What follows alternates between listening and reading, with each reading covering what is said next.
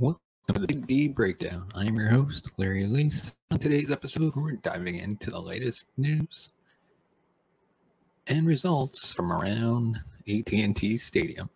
But first, we'd like to thank our sponsor, Game Time. If you're looking for the best place to find Dallas Cowboys tickets, then come on and check out Game Time. Use the link in the description and help support the show. And of course, we'd also like to thank Poddex. If you're a podcaster looking to grow your audience and get more engagement, come check out Poddex today at poddex.com and be sure to use the promo code LVIIl21 for 10% off your order. And now on to today's first topic. Jerry Jones shoots down Antonio Brown. The Dallas Cowboys do need veteran help at wide receiver, at least to start the season, after losing Amari Cooper, Cedric Wilson in the offseason, and the sitting with the fact that Michael Gallup and James Washington will be out for a number of games with injuries. The Cowboys are left with a very depleted and inexperienced wide receiver core. Jerry Jones assured fans that the young guys should be given a chance and can step up and replace the veteran talent. Most fans thought this was a terrible move. However, it was a move not nearly as bad as if the GM were to sign free agent wide receiver Antonio Brown. The sad thing about Brown is that he's a great football player. He has 7 Pro Bowls, 4 All-Pro nods to his name. But lately he's been in the news for anything but football. The 34-year-old has brought drama, problems, and chaos to any team he's been on.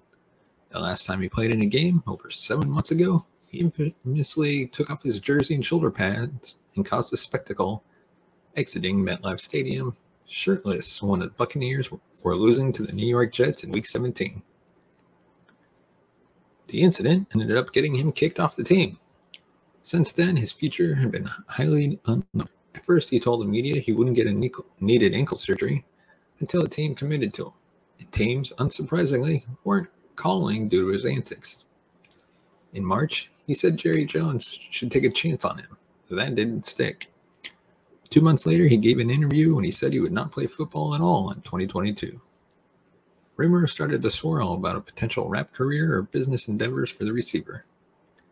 Now, another 2 months later, he wants Jones' attention again. This week, he told Jones to call him, given what he knows about the current state of the Cowboys receiving room. When Dallas fans heard about this again, most knew adding Brown would still be a massive mistake, despite how desperate the Cowboys receiver situation was becoming. The thing is that Jones has done crazier things. The man loves to make splash signings and do the unexpected simply for the shock value. The Cowboys have also signed players with questionable pasts many times before. As much as bringing in Brown would cause chaos, you just never know with Jones. Last Thursday, TMZ Sports posted an article with a response from the Cowboys owner saying, quote, "We're good. We want to give these young guys a real chance to make the team," Jones said. It's honestly sad to see what's happening with Brown. He truly is and was a talented football player. However, it's understandable that even teams desperate for wide receiver help would want to deal with everything that comes with a 34-year-old off the football field. And now, let us know your thoughts in the comment section below. Should we sign Antonio Brown or should we leave him on the side of the road? And before we move on, please hit that subscribe button. Give us a thumbs up if you like our videos. And hit the bell notification button to be notified of future videos. And now on to our next topic. Studs and duds from week 2. A long day of preseason football came to a close with the Dallas Cowboys heading to the Los Angeles Chargers for a night game at SoFi Stadium. While the home team has the lightning bolt as their logo, it was actually Dallas return man Devontae Turpin who provided the electricity. His 2 return touchdowns helped Dallas build a big lead as they were able to walk out with a 32-18 victory. He wasn't alone when it came to solid play, which is why preseason week 2 has more studs than duds. First off, Israel McCamu. He nearly had a huge tackle for a loss on Joshua Kelly on the opening drive, and while the running back got away from the second-year safety, he still ended up gaining just 1 yard thanks to the penetration. Then on the very next play, he was about to haul in a deep pass intended for Chargers wideout Josh Palmer. There was some pressure on the play from Dante Fowler, which forced Easton Stick, who overthrew his target. His solid play continued when he broke up a third down pass to Jason Moore. After getting past Kelvin Joseph, Moore had to reach for a pass that was slightly high, but he looked ready to pull it in. That was until Makamu delivered a hit that knocked the ball out of the wideout's hands. And a dud, Josh Ball, offensive tackle. The first drive saw offensive tackle Josh Ball get destroyed on a pass rush by Chris Rumpf. He also struggled to set the edge on a second quarter run where Rico Dowdle went for 15 yards. The running back had to maneuver away from the edge defender before breaking off the long run. Dallas is banking on Ball to be the swing tackle, but so far he has struggled, and that has to be worrisome since he has yet to go against any legitimate starters.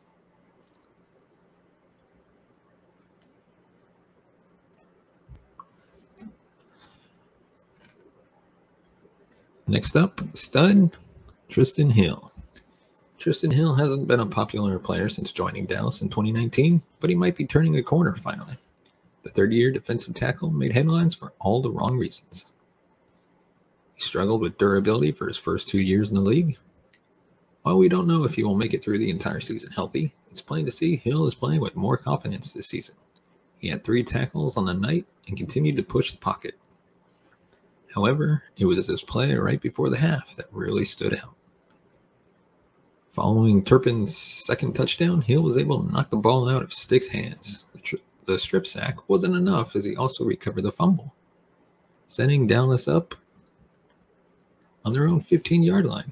Already up 22-10, Hill's play allowed Davis to run in a touchdown and go up by 19 heading into the break. And now for your next stud, Jake Ferguson. Anyone who's upset at the Cowboys for not extending Dalton Schultz just needs to watch Jake Ferguson play. The rookie from Wisconsin already looks ready to make some noise as he's put together 2 straight solid games. On Saturday, he caught a 2-point conversion from Cooper Rush. He added 2 other receptions for 29 yards, and including an impressive 24-yarder in the second quarter. Schultz is playing on the franchise tag, and there's a real chance Ferguson takes over for him next year. And if this preseason is indication, he will do just fine. And now, stud Rico Dowdle. Undrafted out of South Carolina in 2020, Rico spent the majority of his rookie season inactive and never made it to the field. In 2021, he was able to suit up for 15 games, but played mostly on special teams, finishing with just 24 yards on 7 carries. So far in this preseason, though, he's making a case for more opportunities. After gaining 36 yards on 9 carries against Denver, he had 44 yards and a touchdown on 13 carries and added an 8-yard reception as well. The longest run of the night for Dowdle was a 15-yarder which came on the same drive where he punched it in for 6. And now your dud, Jalen Tolbert. Tolbert is someone Dallas really wants to see find success. In week 1, he had just 2 receptions for 10 yards on 7 targets. This week, he was better with 25 yards on 2 catches, but should have been able to pull in all 4 of his targets. The rookie dropped a pass on 3rd and 9, and while there was tight coverage, those are the passes he needs to pull down. After that, it looked like he had a touchdown, but didn't get his right foot down in bounds. Dallas then needed a 4th down conversion to keep that drive alive, which ended with a Dowdle touchdown, but it should have ended on that 2nd down pass. Stud, of course, we got to mention Kevontae Turpin. When the Cowboys signed Kevontae Turpin this summer, it was expected that he would have a shot at making the team as a return specialist. Turpin, who was the USFL MVP, made one play after another for the New Jersey Generals, thanks to his incredible speed and shiftiness. While he didn't get a real chance to show this off against Denver, he made up for it with his first touch on Saturday night. Right after the Chargers scored on a short field goal to take it 3-0, Turpin exploded for a 98-yard touchdown on the kick return. Turpin wasn't done there either. He got another shot with roughly a minute to go until the half, and this time he took a punt 72 yards to the house after sidestepping one defender that nearly stopped him as soon as he caught it. To top things off, he also took a double reverse and ran 7 yards, which was also impressive since it appeared there was nothing there when he first got the ball. And finally, our dud, Braylon Jones. Backup guard Braylon Jones had a game to forget. The second-year lineman was called for holding on the second play of the third quarter, which negated an 11-yard run by Malik Davis. And an incomplete pass from Will Grier followed, and the Cowboys were suddenly facing a 3rd and 14. But then Jones was hit with another flag. This time it was a false start as he forced the offense into a 3rd and 19, which led them to running the ball to set up a point. Outside of Connor McGovern, it feels like every reserve spot for the interior of the line is open, and Jones put himself behind some of the other players with his struggles. Let us know in the comment section below, is there somebody we missed that we should have included in our studs and duds report from week 2? But now we're going to dive into our key takeaways from the preseason game versus the Chargers. Somehow we are over halfway done with the preseason and under 3 weeks away from the Dallas Cowboys opening matchup with the Tampa Bay Buccaneers. Things are moving rather quickly. The NFL moved away from the standard 4 preseason game schedule. So Friday's matchup against Seattle will conclude the warm-up for Dallas. Many things still remain in question. Fortunately, week 2 gave us some much-needed answers and sneak peeks into how the regular season could play out for the Cowboys. Major personnel decisions on special teams, the secondary, and the wide receiver room can be much more easily now because of what we saw in Los Angeles. Dallas has already started the process of cutting the roster down and shaping it based on some of the key moments from the game. Clearly, the Cowboys learned a lot from their matchup with the Chargers, and let's dive into some of those things. Number 1, Devontae Turpin is the real deal. Like we previously discussed, it was an explosive night for the former USFL star. He ended the game with 2 special teams touchdowns, a kick return from 98 yards, and a punt return from 86 yards. The box score stats are obviously impressive, but what he showed on the field was the most electrifying part. Turpin has elite speed, acceleration, and vision as a returner. And we can't forget about his ability as a receiver either. Surely, if there was any leftover confusion or debate about who Dallas should have returning kicks, that talk is over. Turpin solidified his spot on the 53-man roster and will be the premier man for the Cowboys in the return game, giving Lamb and Pollard some rest time. With Gallup expected to miss time and a lack of overall wide receiver depth, it should be a surprise to no one if Kellen Moore tries to utilize Turpin's track star speed on offense as well. It sure was a big week for the former TCU Horned Frog. Next up is who should win the quarterback 2 job. It was a lackluster night for longtime backup Cooper Rush. He played it safe and pedestrian and was never able to truly elevate his performance. Will Grier, a former 3rd-round pick of the Panthers, showcased his big arm strength, guts, and athleticism. Grier has earned the job throughout training camp and into the preseason, while Rush has either struggled or looked quite mundane in the 2 preseason games. The problems Grier will face is the fact that Rush won a regular season game last year and is more familiar, comfortable, and experienced than any quarterback not named Dak Prescott. It is no secret that Grier gives the Cowboys a much higher ceiling if a quarterback 2 is needed during the regular season. The organization will find it hard to have an excuse to pass up a strong-arm, athletic, talented backup like Grier. Grier is aggressive and on the hunt for big plays, something we cannot say for Rush, for better or for worse. The big play ability and persona of Grier seems to have piqued Mike McCarthy's interest. Next up, Dallas has some young studs at safety. In 2021, the Cowboys drafted Charlotte, North Carolina native Israel Makumu in the 6th round of the draft. 16 months later, that pick seems to be working out pretty well. Both him and undrafted rookie Marquise Bell have shined throughout training camp and again against the Chargers. Bell led the entire defense in tackles, played physically, and used his ridiculous length as a weapon. Makamu, in addition to an interception, showcased tackling and physicality that nobody saw coming when he was a draft prospect. His improvement since college has been a testament to the player development inside the organization.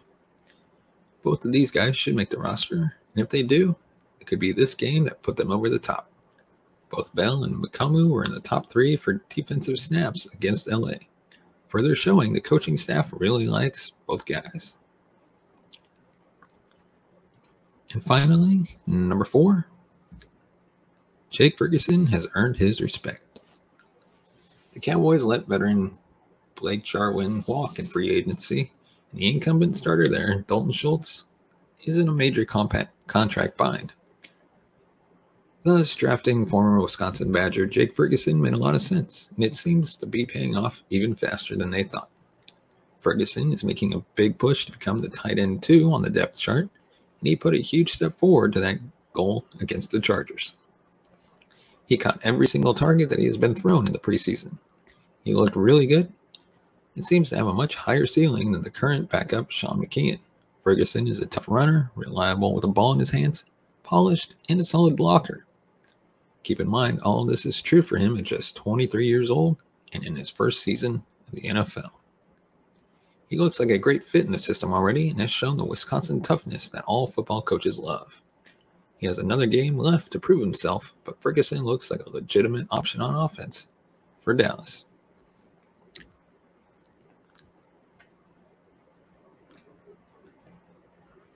And now we're going to dive back into the former USFL MVP. Last year, former TCU wide receiver Kevontae Turpin was in the USFL trying to prove himself as a worthy receiver and kick returner. He was hoping to earn a chance to play in the NFL, and that's exactly what he did. He led the USFL in receiving yards and was even named MVP of the league. The 26-year-old had 540 receiving yards, 300 yards after the catch, and the only kick return for a touchdown in the USFL. The performance certainly caught the attention of the Dallas Cowboys as the receiver revealed that they were the only team to reach out to him after his MVP season. Dallas needed wide receiver help and someone to take care of kick and punt returns, with Tony Pollard and CeeDee Lamb getting much more involved in the offense. So Turpin was brought in for a workout. The 5'9", 155-pound player proved himself to be small but mighty. The former MVP earned himself a 3-year contract with Dallas. When Cowboys special teams coach John Fassel was asked about his new punt and kick returner, the coach said he has huge aspirations for Turpin. The more he shows off and catches eye in practice, the more confident he gets. Even though many are counting on Turpin for his special teams work, Wednesday's practice against the Chargers was perhaps his best showing of camp as a receiver so far. Turpin helped convert a 4th down with an over-the-shoulder sideline catch from Cooper Rush. He was also being double covered by the Chargers and managed to keep both feet in bounds. The 26-year-old knows he can play special teams, but he also wants to prove he can be an asset in the passing game. But it was his special teams play that got him big-time recognition in Saturday's preseason game against the Chargers. Turpin wasn't given much of a chance to show off during the first game against the Broncos, but he made the best of every opportunity he got in LA. He showed off his quickness by bringing home not 1, but 2 kick returns for touchdowns. The first was a kickoff return for 98 yards. The second was an 86-yard punt return. It certainly seems like the Cowboys plan on prioritizing his skill on special teams. But with the current state of the wide receiver group, he may just get some plays written up in Kellen Moore's playbook while the team is without Michael Gallup and James Washington. Now, we're going to dive into the final topic, which all Cowboys fans really don't want to admit. But we're not expected to go to the Super Bowl this year, and there are 3 things that are preventing us from winning a Super Bowl. No team has struggled to find some glory hole the way the Dallas Cowboys have since the mid-1990s. After winning 3 Super Bowls during that decade, they have been unable to get back into the NFC Championship game. And they're one of just 2 franchises that have failed to make it in that time frame. This year, they again look to make a run, and while they have some of the most important positions figured out, there are still some issues that will keep them from being real contenders for a title in 2022. So these are 3 things that will keep the Cowboys from winning a Super Bowl this year. Number 3, reliance on the wrong players. Watching Hard Knocks on HBO last season was unnerving to say the least. When Prescott suffered a shoulder injury, Jones was trying everything he could to insert his opinion into the medical plan. Jones, who believes he has a greater football mind than he's shown, also has been ripped in the past for trying to play doctor, and we all got a first-hand glimpse of that. Unfortunately, playing operation with real-life patients isn't the only way Jones slows his team down. He also makes it known which players he wants to be featured on the field, and he usually ties into the ones making the most money. Take, for example, Ezekiel Elliott. While Pollard was easily the most explosive player in 2021, the Cowboys refused to play him more. There's a belief that Elliott will be better this year since he's recovered from a knee injury he played through during the last campaign, but the staff's unwillingness to rest him and play the more talented player is a prime example of how this team focuses on the wrong factors. Number 2 is a war of the trenches, the defensive line depth. Losing Randy Gregory was less than ideal, but the Cowboys might have actually been saved from a mistake there. While Gregory is a very talented pass rusher, he's also been injured often in his career and is already approaching 30, a player still considered a developing talent at that age, who has never had more than 6 sacks in a season would have been a gamble at $14 million per season. Even with that being said, the Cowboys didn't do a great job replacing him. Dante Fowler Jr. has had his ups and downs, and rookie Sam Williams could be a good player down the road, but might not make a huge impact as a rookie. Torrance Armstrong is there as well, and he could wind up being the starter across from DeMarcus Lawrence. He's an underrated player, but doesn't offer the explosion Gregory did. What's worse is, despite the questions at defensive end, this isn't the real concern on the defensive line. Dallas is entering the season without much depth at all at defensive tackle. As it appears, LVIIl Gallimore and Osa will be the 2 starters with Carlos Watkins and rookie John Ridgeway as the primary reserves. They do have Tristan Hill, but counting on him at this point feels like a mistake. The predicted starters do both have the tools to be a success, but Gallimore is coming off a season where he played just 5 games due to the injury. And while Osa started out strong, he faded near the end of the year. Despite the questions there, Dallas added a mere 5th-round pick to the group this offseason, meaning they're banking solely on players taking the next step in their development. It could work, but this position has been a weakness for so long that it would be nice to see them provide some insurance.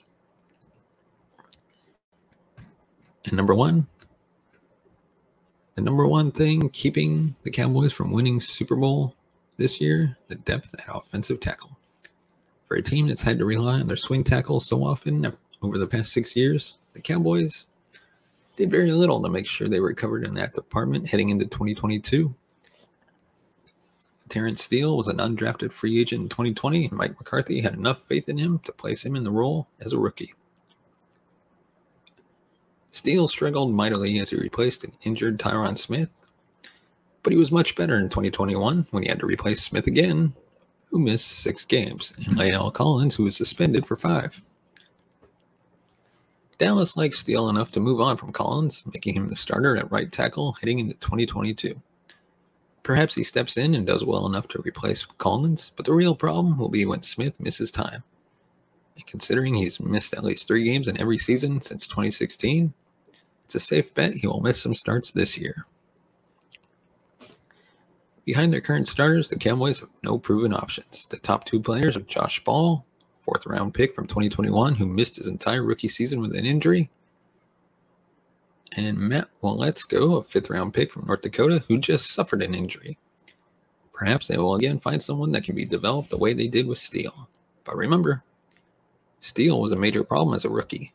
Expecting either of these inexperienced players to step in and immediately be starting caliber when called upon could wind up being a major issue for this team. Let us know your thoughts on the topics we covered in the comment section below. As always, please subscribe to the podcast on all major podcast platforms, including Good Pods, and subscribe to the channel. Hit that subscribe button. Give us a thumbs up if you like our video. Your support can help upgrade our equipment, create more shows, bring in new hosts, be able to pay them. And if you'd like to financially support the channel, you can go to buymeacoffee.com/thebigd. You can donate $1, $2, $5, however much you want. Your support is very much appreciated. And as always, thank you so much for watching and listening. We will see you next time.